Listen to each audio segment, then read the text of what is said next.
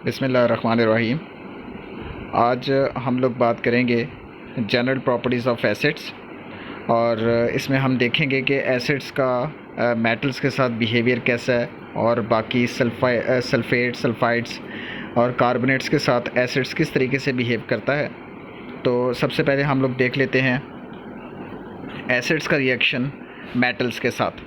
तो आपको इस चीज़ का पता होना चाहिए कि मेटल्स जब भी बेसिस के साथ रिएक्ट करते हैं तो ऐसी सूरत में वो सॉल्ट प्लस वाटर पैदा करते हैं। मगर यहाँ पे हम लोग सिर्फ बात करने लगे हैं मेटल्स के साथ एसिड्स कैसे रिएक्ट करेंगे। जब एसिड्स मेटल के साथ रिएक्ट करते हैं तो वो सॉल्ट प्लस हाइड्रोजन गैस पैदा करेंगे। याद रखना आपने कि एसिड जब भी मेटल के साथ रिएक्ट करते हैं तो वो सॉल्ट प्लस वाटर पैदा करते हैं। अगर ये भी आपको याद ना रहे तो जनरल रिएक्शन जो है वो आपके सामने मौजूद है। इस जनरल रिएक्शन को ही आप अगर जहन में रख लेंगे तो आप तमाम रिएक्शंस जो हैं वो इजीली कॉन्फिडेंट होके लिख सकते हैं। याद रखना है कि मेटल जो है वो एसिड के साथ रिएक्ट करे तो सॉल्ट प्लस हाइड्रोजन गैस जो है वो पैदा करेगा। सबसे पहले हम अगर एग्ज़ाम्पल ले लें तो एग्ज़ाम्पल में हमारे पास है मैग्नीशियम और हाइड्रोक्लोरिक एसिड। मैग्नीशियम जो है वो यहाँ पे मेटल है और हाइड्रोक्लोरिक जो है वो हाइड्रोजन क्लोराइड जो है वो एज अ एसिड काम करेगा।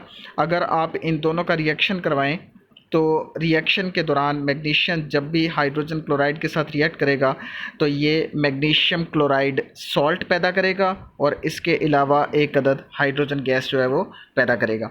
इसी तरह आप कैल्शियम की एग्ज़ाम्पल ले लें या फिर एल्युमिनियम की एग्ज़ाम्पल ले लें या फिर आप जिंक की एग्ज़ाम्पल ले लें।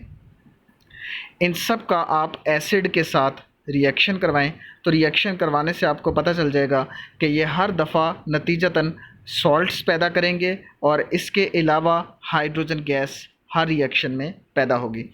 आप इन मेटल्स के अलावा जो भी मेटल इस्तेमाल कर लें, ये भी मेटल इस्तेमाल करें या इसके अलावा जो भी मेटल आप रिएक्शन में करवाना चाहते हैं या इस एसिड के अलावा कोई भी एसिड इस्तेमाल कर लें, ये भी एसिड इस्तेमाल करें या इसके अलावा जो एसिड्स होते हैं हाइड्रोक्लोरिक एसिड हो गया, सल्फ्यूरिक एसिड हो गया, नाइट्रिक एसिड हो गया, कार्बोनिक एसिड हो गया, फॉस्फोरिक एसिड हो गया, आप कोई भी एसिड यूज़ करें।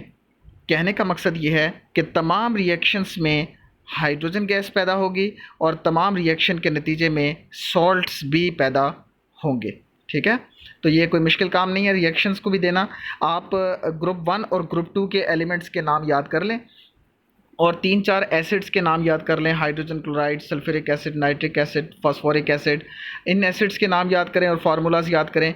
ग्रुप 1 और ग्रुप 2 के एलिमेंट्स साथ लगाते जाएं और आप उनके साथ रिएक्शन जो है वो करवाते जाएंगे तो हाइड्रोजन गैस प्लस सॉल्ट जो है वो नतीजे में पैदा होता चला जाएगा। कुछ एग्जाम्पल्स यहाँ पे आपके सामने मौजूद हैं। नेक्स्ट हम लोग देखते हैं कि एसिड्स जो हैं वो बेसिस के साथ कैसे रिएक्ट करते हैं, यानी एसिड्स का बेसिस के साथ रिएक्शन।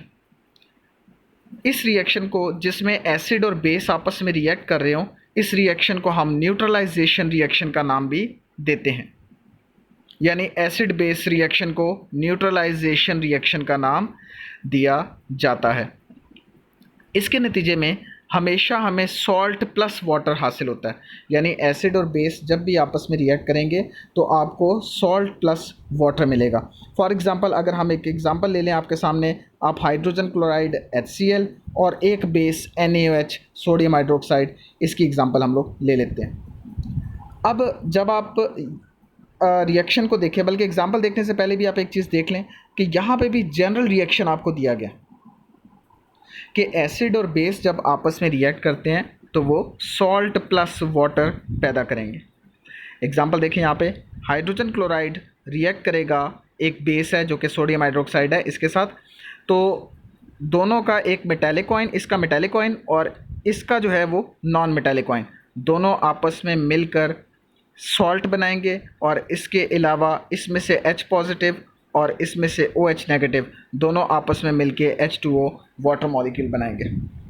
अगर आप गौर करें तो मैंने यहाँ पे तमाम पे तकरीबन एक जैसा एसिड रखा है, सिर्फ अगर चेंज किया है तो मैंने यहाँ पे बेस चेंज किया। आप एसिड्स भी चेंज कर सकते हैं, बेसिस भी चेंज कर सकते हैं।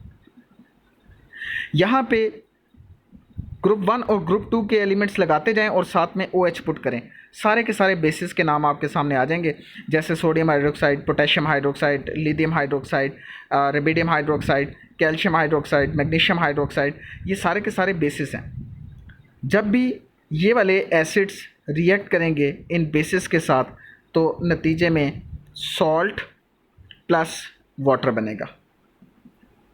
एक और एग्जांपल ले लें, बेसिस की एग्जांपल जो है वो ऊपर वाली रख लें बेशक। यहाँ पे NaOH पोटेशियम हाइड्रोक्साइड रखा, अब यहाँ पे मैंने एसिड चेंज कर लिया H2SO4। अब इनका भी अगर आप आपस में रिएक्शन करवाएंगे तो हर दफ़ा आपको सॉल्ट प्लस वाटर दोनों चीज़ें मिलेंगी, यानी यहाँ पे आपको सोडियम सल्फेट प्लस वाटर हासिल हुआ। इसी तरह यहाँ पे पोटेशियम सल्फेट प्लस वाटर आपको हासिल होगा। तो इस तरीके से एसिड्स जो हैं वो बेसिस के साथ रिएक्ट कर लेते हैं। नेक्स्ट अगर देखा जाए तो reaction with carbonates and bicarbonates, acids का रिएक्शन कार्बोनेट्स के साथ और बाइकार्बोनेट्स के साथ अब हम करवाने जा रहे हैं। इस दौरान याद रखना है कि बेटा कार्बोनेट्स और बाइकार्बोनेट्स के साथ जब रिएक्शन एसिड का करवाता है तो उस टाइम पे कार्बन डाइऑक्साइड गैस जो है वो लाजमी पैदा होगी। यहाँ पे जनरल रिएक्शन आपके सामने लिखा हुआ है कि कार्बोनेट जब एसिड के साथ रिएक्ट करेगा तो salt plus water plus carbon dioxide पैदा करेगा।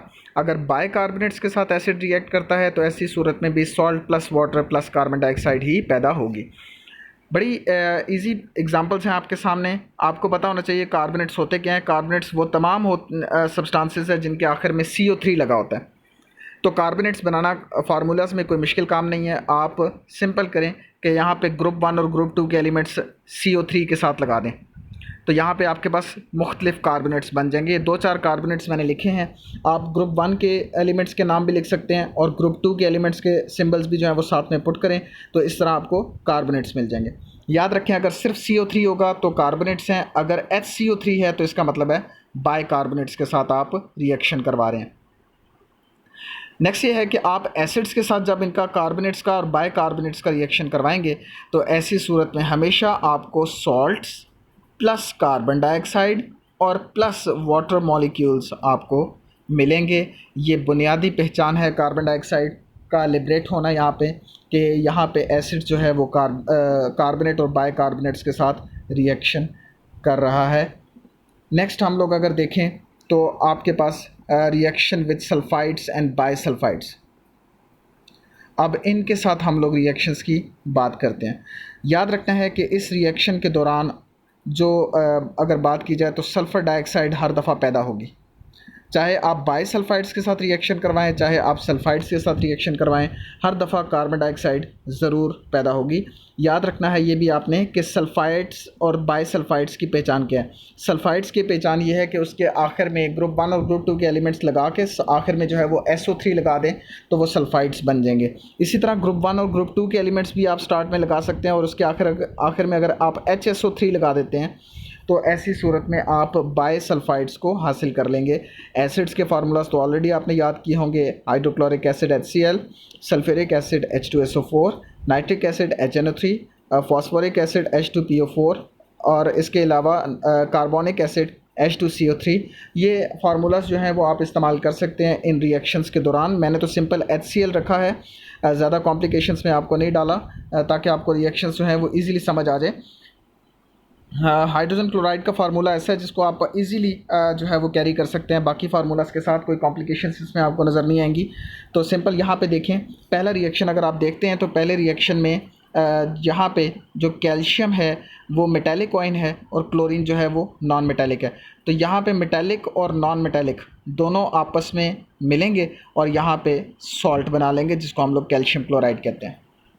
इसके अलावा यहाँ पे 2 हाइड्रोजन्स हैं और SO3 के साथ 3 ऑक्सीजन्स लगे हैं, तो इन 2 हाइड्रोजन्स के साथ एक ऑक्सीजन को लगा दें तो यहाँ पे आपके पास H2O बन जाएगा। पीछे अगर आप देखें तो सिर्फ आपके पास SO2 बाकी रह गया और SO2 जो है वो सल्फ़र डाइऑक्साइड गैशियस फॉर्म में इस रिएक्शन से निकल जाएगी। इसी तरह दूसरा रिएक्शन अगर आप देखें तो यहाँ पे मैग्नीशियम सल्फेट है जो कि हाइड्रोजन क्लोराइड के साथ रिएक्ट कर रहा है। रिएक्ट करते हुए मैग्नीशियम जो है वो क्लोरीन के साथ रिएक्ट करेगा, यानी metallic coin non metallic coin के साथ रिएक्ट करेगा और ऐसी सूरत में मैग्नीशियम क्लोराइड सॉल्ट बनाएगा। यहाँ पे आप देखें 2 हाइड्रोजन्स हैं और यहाँ पे 3 ऑक्सीजन्स हैं। 2 हाइड्रोजन्स और यहाँ से 1 ऑक्सीजन दोनों आपस में मिलके वाटर मॉलिक्यूल H2O बना लेंगे। पीछे अगर आप देखें तो सिर्फ सल्फ़र डाइऑक्साइड गैस रह गई है और वो यहाँ पे गैशियस फॉर्म में सिस्टम से बाहर हो जाएगी।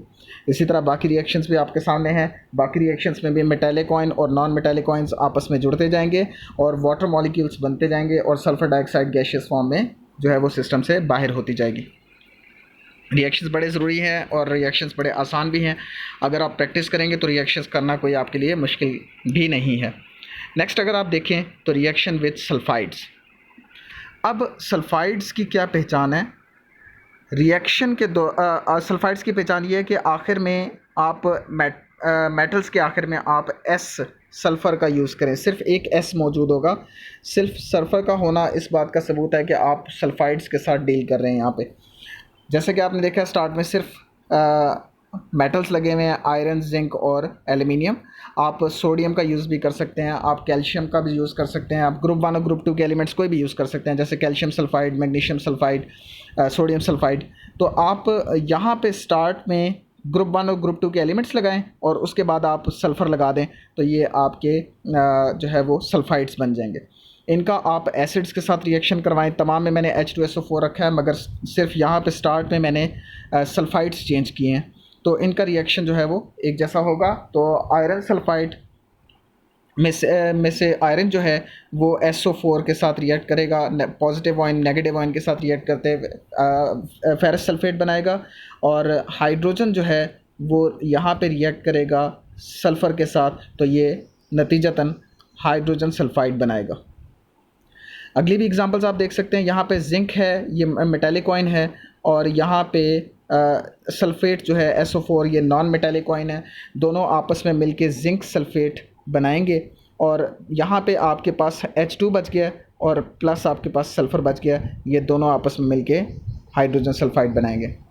तीसरी एग्जांपल भी बिल्कुल इसी तरह है। उम्मीद करता हूँ कि यहाँ तक तमाम एग्जांपल्स जो हैं वो आपको समझ आ गई होंगी। प्रैक्टिस बहुत ज़रूरी है। अगर आप इन रिएक्शंस की प्रैक्टिस करेंगे तो आपके लिए आसानी होगी। आज के लिए इतना ही काफ़ी है। अल्लाह हाफ़िज़।